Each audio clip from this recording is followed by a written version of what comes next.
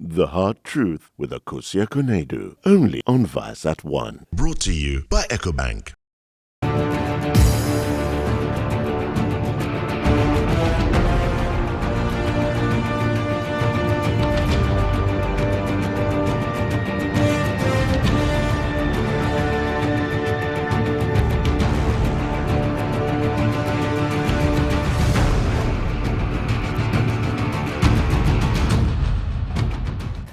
2016 marks the 32nd celebration of the National Farmers' Day, which was held in the Brongafo region under the theme Agriculture, a Business Response to Economic Growth. However, questions still remain year after year about the viability of the agri sector in Ghana, especially with the level of investment.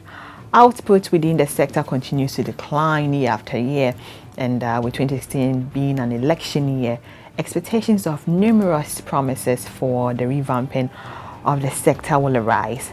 Now, do these awards still remain or provide the necessary motivation for our farmers to invest more and expand their produce, or it's just an annual affair in a declining sector? Tonight, on The Hard Truth, to discuss these issues and more is Ms. Paulina Addy, the Acting Director of Women in Agriculture Development Directorate of the Ministry of Food and Agriculture. My name is Nana Akosia Konedu Asante Samuels, and you are watching The Hard Truth, and we are proudly brought to you by Octoglo Ghana Limited and supported by your favorite bank, EcoBank, the Pan-African Bank. I have in the studio tonight Mrs. Paulina Addy. She's the Acting Director of the Women in Agriculture Development Directorate of the Ministry of Food and Agriculture. And welcome to The Hard Truth, ma'am.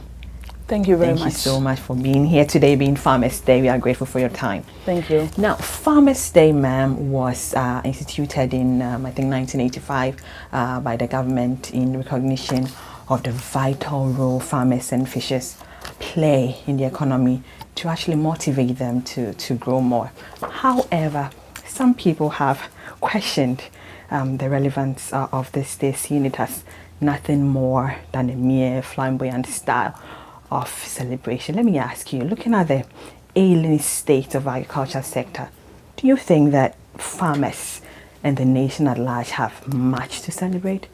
Farmers and fishers put food on our table every day. They may have challenges, but they still try their very best to give us the very food we need for a healthy life. We have come a long way from 1985, and I think as a nation, we should laud the efforts of our farmers, because without them, we would have no food. And no food means civil unrest. Agriculture receives, I wouldn't say insignificant, but very small amount of attention now in government. And do we really, again, going back to the question, do you think that it's not the relevance, but do we have anything to celebrate at all this day? Yes, we do. We do have a lot to celebrate. It will be good to go around the countryside to see what is going on out there. Why isn't that translating, ma'am? Why isn't that translating into much produce or much money in the agri sector? Well, agri is linked to industry.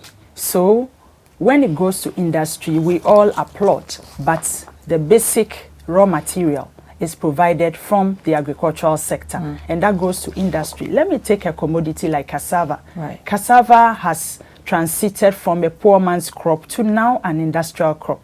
It is being used in our breweries, and it is through the efforts of production that cassava has gotten there. We also having it for various uses, including confectionery. So I would want to say agric is playing a very vital role. And in addition to that, we also have the service sector, which is also part of the whole system. But you cannot single agriculture out and just talk about it going down the trend. Yes. If you can recall, I think then the first National Farmers' Day was I think celebrated on the first Friday of December Yeah. in 1986. That's Osino in the Eastern region. That was in 85. 85, thank you very much. With the best farmer at the time receiving 2 machetes, a pair of Wellington boots. And a transistor radio. Exactly. Now, we've come a long way from that, you know, with the best farmer now winning juicy awards. In 2015, for instance, ma'am, National Best Farmer Ibrahim Musa won a house, 3,000 Ghana cedi check, a laptop, a car, you know, among others. Let me ask you, in your view, how effective do you think these prizes or awards have motivated other farmers to put in more effort and into the investment of the agriculture? Right. For any venture, you'd have to invest. And a lot have done so to get to the position of being national best awardees. And for any human being, we have ambitions.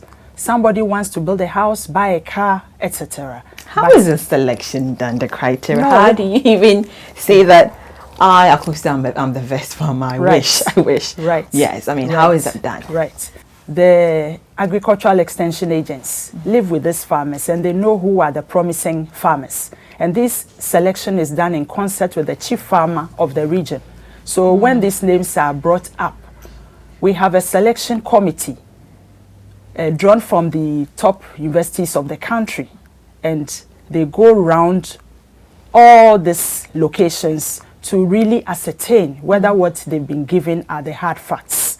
And a video footage is also done, and it is brought down to Accra for the final screening.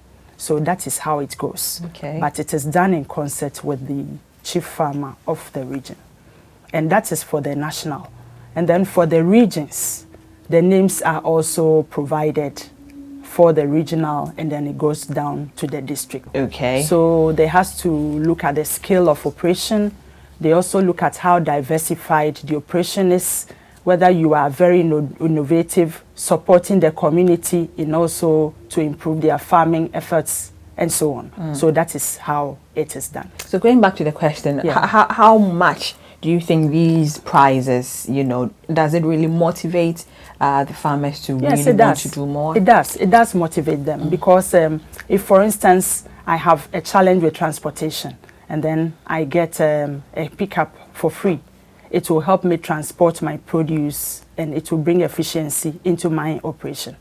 And it does motivate others. Paulina, if fantastic, the ministry provides cars for the best farm. What of the roads? I mean, if the roads are horrible, how do you expect the farmer to ply or use that road to go to the farm and for the bring agricultural produce back? sector, we also have the feeder roads. So they also Are the do feeder their roads bits, doing yes. their job? In some areas, yes. Because without the roads, of course, you would have your produce perishing in the farming communities and it will never get to the points for consumption. Right. So it is a concerted effort, I would say. Do you think that smallholders and peasant farmers have, over the years, received the requisite support from the government in developing themselves and increasing their production capacities? Yeah, I think the government has done its best.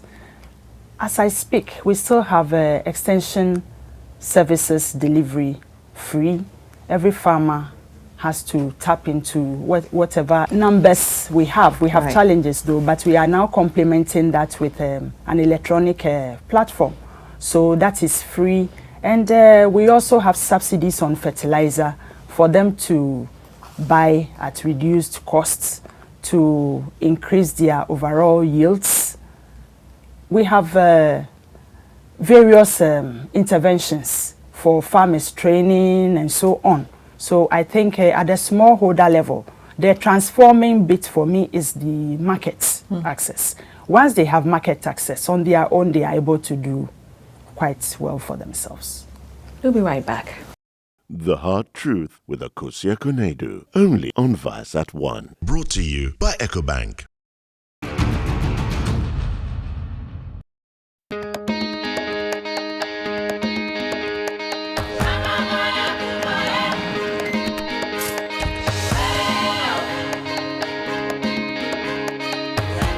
At EcoBank, we see a great future One that's full of opportunity for those who want to be the best.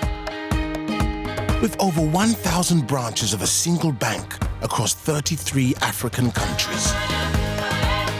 It's a future where trade can flourish without boundaries. The future is breathtaking, with enormous cross-border investments helping business and government build new infrastructure, while individuals achieve their ambitions right across Africa. The future is Pan-African, and EcoBank is the Pan-African bank. Welcome back to The Hard Truth, and today is Farmers' Day under the theme Agriculture, a Business Response to Economic Growth. I still have in the studio Mrs. Paulina Addy. She's the Acting Director of the Women in Agriculture Development Directorate of the Ministry of Food and Agriculture. Ma'am, you wanted to say something? Yes, talking about markets, that is what generates the demands for the farmers to produce and produce more. And by markets, I'm not just talking of food physically being on the markets, but we as consumers to consume from what is produced locally. And that is what is going to drive the agricultural value chain. Having talked about the value chain, we talk about farmers who are just at the point of production. But for Farmers' Day, we have now recognized even agro-processors who transform agricultural produce into various products. And we've come a long way, improved packaging, minimization of post-harvest losses, because when we transform, we are able to preserve the foods to keep them until we need. Talking about post-harvest losses, don't we talk about that all the time? I mean, on your records, we know, or it's stated that the records are clear that we've actually done well at that side. But in reality, when you talk to the farmers, it's a different story. Yes, that is at the point of harvest, when we hit the gluts. Yes, and well, I talked about agric linking up with industry. If we can get industry taking up most of these produce, we can preserve them and then just have them all year round. But there has been a weakness along that line. There are some farmers, or let me say processors, who are doing very well to process most of their products from local production. And I think we need to applaud them for that effort.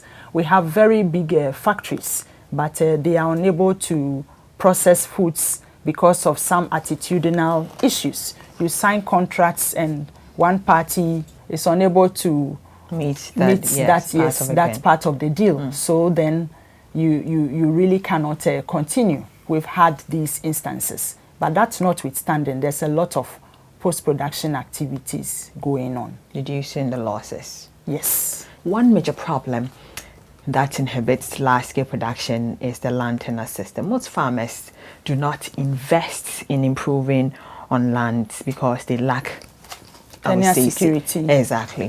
Now, in your view, how can we tackle this problem? Do you think that successive government have shown enough commitment to this task? Yes, to a large extent, I would say yes. Even up to the point where they were even getting land banks for mass production. So I would say that some effort has gone into securing land for farmers. But where farmers are also capable of renting land for agricultural produce, they've gone ahead to get these parcels of land for production, and they've fared quite well. Poverty is a regular, I would say, phenomenon experienced by many farmers. Some spend a lot of efforts to actually cultivate farm produce, only to end up losing sites because they are compelled to sell their produce at a low price or something. Now, how can we again tackle this problem comprehensively to make sure farmers are able to get more? It's the uptake that, for me, really would work things out. In some countries, they consume 80% of their own production, and it is from the highest point. Everybody complies. So until the demand side pushes for production and then we get good uptake, the farmers will be able to just let go of their produce at really good prices. Right, yes. Coming to the pricing. I mean, you go to the market and then you ask, which tomatoes is this? Maybe this is from Burkina Faso, this is from here. And then the Ghana one is too expensive. I mean, so what can you do? I mean, from where you sit, what can be done to make sure we have competitive prices and people actually go in to buy the made in or things or crops produced here? If we drive the production, it can go low. Because if we are not... what goes into the driving of the production? The driving of the production is for us creating markets for our farmers. Let's say that we've created a market for them. Yes. How do we cut? My problem is cutting off the prices to make it very affordable for yes, so then they will produce more. That is the economies of scale. If they are able to produce more, it will reduce the cost of production. How do you think, or how do we change the relative roles of women and men in agric, as well as to make sure women are given more equal opportunities to men when it comes to the access to farms and credits and lands? Right. Thank you very much. I think I would want to say that, well, I won't want to say women should be equal to men, because when it comes to production, the men have the day. But for agro-processing... Why do you say that? They have the day. Why do you say that? Yes, that is where you find a lot of men in production. They control land. Women have somewhat access though, but where they have the financial muscle, they are able to rent or even buy land and still produce. We've had women who have acreages of land and they are in production. But we need to address issues properly. And if we find a lot more men at the production end of the value chain, we need to focus attention on them and also see what we can do to help the women there. When it comes to agro-processing, that is the area for women. So then we can look for appropriate processing equipment for them and they can have FLD. So that is how I see things. Under production, we have women who have acreages of maize, even tree crops, because they can afford. We've even had a woman who won the best yam farmer. So there are women who are capable, but we cannot cast it so wide. There are successes, but they are not that widespread compared to that for men. So what we do is for them to come together as groups under FBOs. So then under that facility, then they can get a support, but under the group identity. We'll be right back. Yeah. The Hard Truth with Akosia Konedu, only on Vice at 1. Brought to you by EcoBank.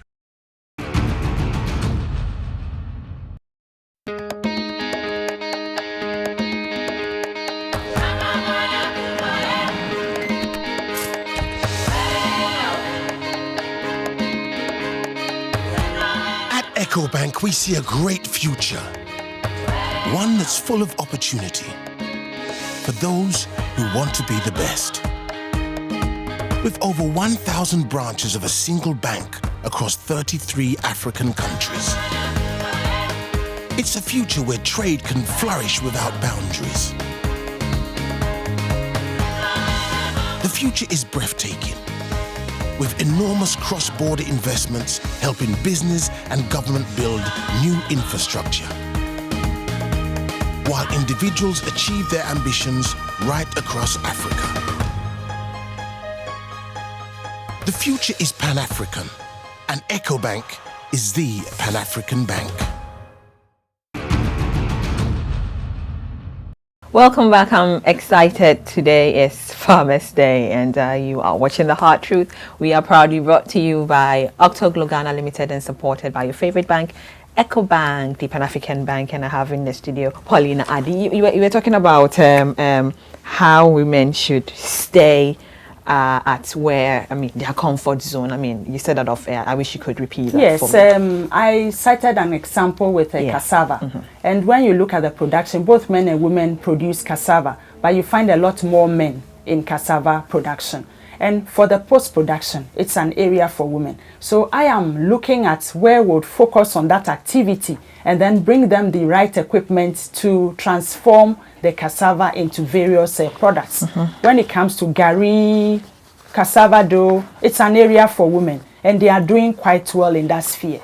The same goes for the oils, the local oils, palm oil, coconut oil, etc. So where we find women dominating a particular area along the chain, we have to help them there. Yes. Now, I also want to add this bit that farming is at various scales. And the ministry has also facilitated the acquisition of tractors to help the farmers.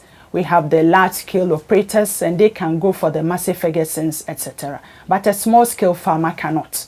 You know, we have this power tillers, which came into the country just to address these issues. But you know our attitudinal problems. We found out, or it is so common to find these power tillers doing some other tasks. But of course, they helped with small-scale farming to some extent. Talking about attitude, now as we celebrate today Farmers' Day, what lessons, Paulina, should we learn in order to have the right attitude or to be adopted by all stakeholders to ensure that agri grows from strength to strength? What would that be? As a farmer, one lesson is for us to persist in our operations, so tomorrow we can also be an awardee. So for farmers, I think we should just keep going and then be in touch with the ministry for the necessary support if there need be. And as consumers, I will entreat all of us to be eating from what is produced locally. Otherwise, we just put the farmer into a difficulty of not knowing how to manage what he may have produced. If we are pulling from that angle, I think it will encourage them to produce, and as they produce more, it will also reduce the production costs. Paulina, for production purposes and for yes, my crew and I sometimes go, to the hinterlands to see what's happening. Now, as we drive by, we see big farms, and I say to myself, I really want to be a farmer. Not being a farmer, but I want to go into farming activities. And then on the second thought, I'm like, no. How do we change the mindset of people like myself who want to go into it, but on the second thought decide for whatever reason don't want to do it? The ministry over time has pulled the award winners. They have an association, so they can be a resource pool for those who want to go into farming or who are into farming and they want to tap into their resource. But is Farmers' Day really gone towards winning awards? I mean, what you, from what you say, you mentioned awardees before, and then you're retracing again now. Can I assume that Farmers' Day in Ghana now is just to give awards to some deserving farmers? Oh, it is just to recognize their efforts. Is that the main purpose or the main aim for the day? It's also to encourage others to get there. What of perhaps calling all stakeholders together and sharing ideas and making sure that the sector is revamped more than concentrating? Well, there are various on awards. Yeah, there are various platforms to address this. And as part of National Farmers Day, we have a whole week. The first day of the week is a farmers forum where there's this kind of interaction. Nationwide? Yeah, it's national. So that is what is done for the national, and where the region that is hosting is where this event takes place most of the time. But we have various platforms to address farmer problems. And we have one that goes nationwide and it goes across regions. Which is which one? Which is the Research Extension Liaison Committee. How many farmers know we have these farmers? Well, I mean, these it is platforms. cast wide for all the districts. So they bring their issues. What has to be policy is grouped as such. What has to be a research issue is grouped as such.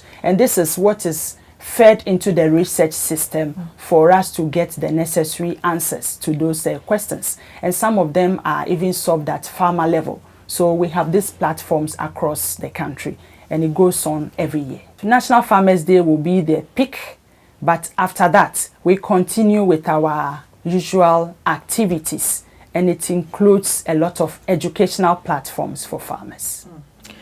We are in an election year, Paulina. Which political party do you think of, I would say, the best alternative to actually catapult Ghana towards the path of sustained agricultural growth and national development? Well, I wouldn't want to link this to any specific political party, but I would want to say the prevailing conditions, economic, determine what anybody can do within his or her tenure. And we have progressed, we have come a long way. But for me, we have to be loyal to whichever government is in power, and what we lay down has to be followed through by whoever succeeds the incumbent. Ghana is watching, the youth, everyone is watching you right now. Farmers Day. What advice would you give to specifically the youth, people who want to ask this earlier, but this is to the youth? What would you tell them? I want to go into farming, I don't want to go into farming. What would you say, apart from you having the awardees and they going around to, what advice would you give to the youth? All right, I would want to tell the youth that it's a very rewarding experience to go into farming. It depends on the commodity you go into, but then you need to find out who is demanding what commodity. And even in your house, where you don't even have space, you can do a lot. Really? Yes, a lot. We have transformed as a country, and we are consuming a lot of these exotic vegetables. We grow them under very hazardous conditions in some locations. But then I have seen places where they have gotten into tiered gardens. On the walls, you have all these things growing, and they have good points of sales, and they are making good money. Can someone actually walk to the ministry and say, Auntie Paulina, I want to go into agric? Would there be some training for persons like this? Yes. Okay. Yes, okay. and we have a whole unit in charge of youth in agriculture. There's a whole program for that. It has been reviewed, so I think it will now address the needs of the youth better. For every program, you cannot talk about it being static. You have to just make it responsive to the needs of the country. So that is what has been done. Auntie Paulina, thank you so much for talking to the heart. Thank you. I've been talking to Miss Paulina Addy. She's the Acting Director of Women in Agriculture Development Directorate of the Ministry of Food and Agriculture, and you've been watching The Hard Truth, and we are proudly brought to you by Octoglow Ghana Limited and supported by EcoBank, the Pan-African Bank. Thank you so much for watching today's episode, and have a good evening. Bye.